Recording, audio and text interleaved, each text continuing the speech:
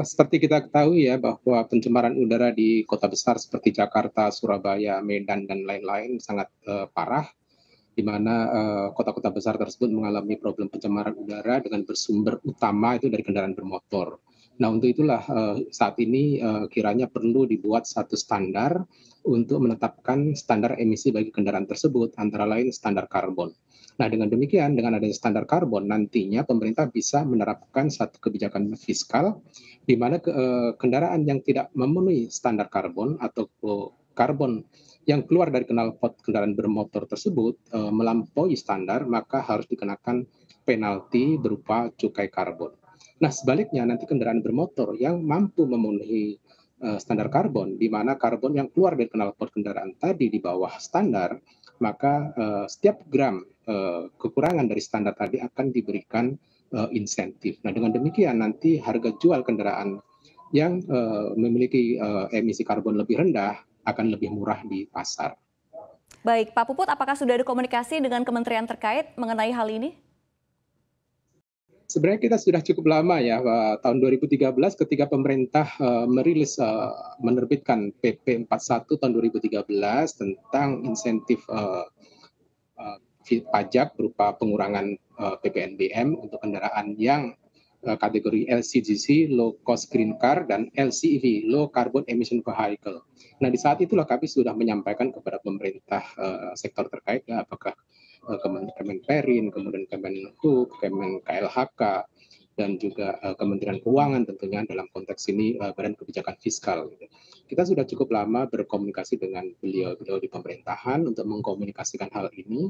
Namun demikian memang ada semacam kekuatan luar biasa ya untuk menghambat adanya standar karbon, apalagi disertai dengan insentif disinsentif fiskal tadi gitu ya. Di mana hal ini memang akan menjadi ancaman bagi kendaraan yang berkarbon tinggi gitu. Baik, saya akan ke Pak Bebin. Pak Bebin, ini menurut Anda sebagai pengamat, bagaimana tanggapan Anda dengan adanya rencana dari Komite Penghapusan Bensin Bertimbal ini terkait adanya insentif dan disinsentif terkait kebijakan standar emisi karbon? Pada dasarnya, saya pikir apa yang diusulkan ini baik sekali gitu ya. Tetapi dari pihak pemerintah juga harus ada take and give-nya. Take and give yang saya maksudkan adalah bahwa penyediaan bahan bakar yang ada di seluruh negara kita itu benar-benar memenuhi standar Euro 4. Jadi tidak ada kompromi lagi, oh yang tipe ini ya biarkan dululah, yang jenis ini yang betul-betul Euro 4. Tidak boleh ada hal-hal seperti itu. Sehingga jika ingin diterapkan, itu tidak ada area abu-abu, hitam atau putih. Gitu ya. Seperti tadi dikatakan, ketika standar emisinya memenuhi batasan karbonnya, ya tentunya layak untuk mendapatkan insentif. Tetapi ketika ada tipe kendaraan yang mencoba berkompromi dengan standar emisinya, ya tentunya harus membayar pajak lebih mahal. Saya pikir itu juga berlaku kok di luar sana, di negara-negara maju juga seperti itu.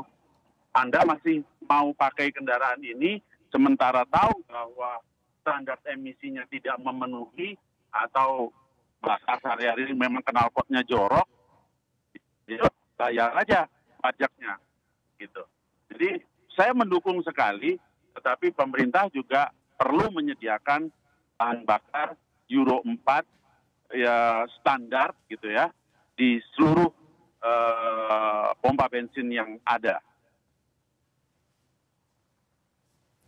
Baik, saya akan ke Pak Puput. Pak Puput, gimana nih menurut Anda? Kalau kata pengamat otomotif gitu Pak Bebin, ini harus ada standar Euro 4. Apakah memungkinkan untuk menyamaratakan seluruh kendaraan bisa masuk ke Euro 4 dulu Pak Bebin? Apakah ini juga menghambat dari rencana komite Anda? Ya, sebenarnya ada dua hal emisi yang diatur ya, yang disampaikan Pak Bebin tadi, standar Euro 4 ya misalnya.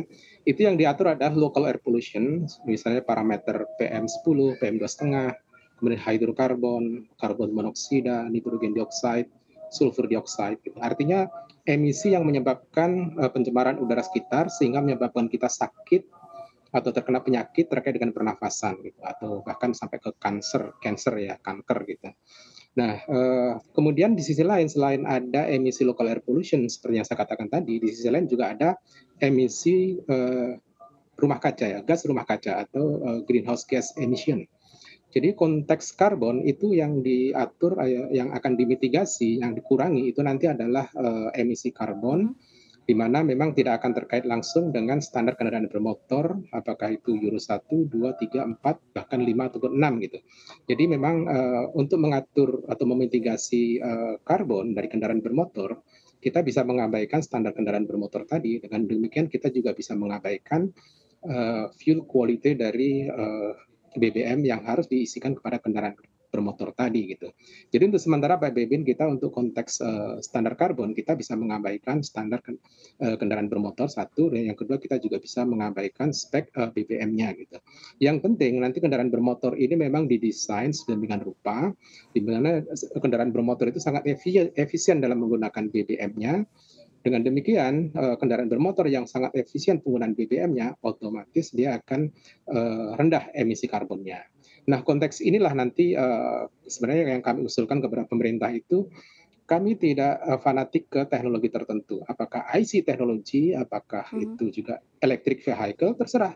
Artinya Baik. produsen silakan saja memproduksi teknologi kendaraan bermotor. Yang penting nantinya memenuhi standar karbon.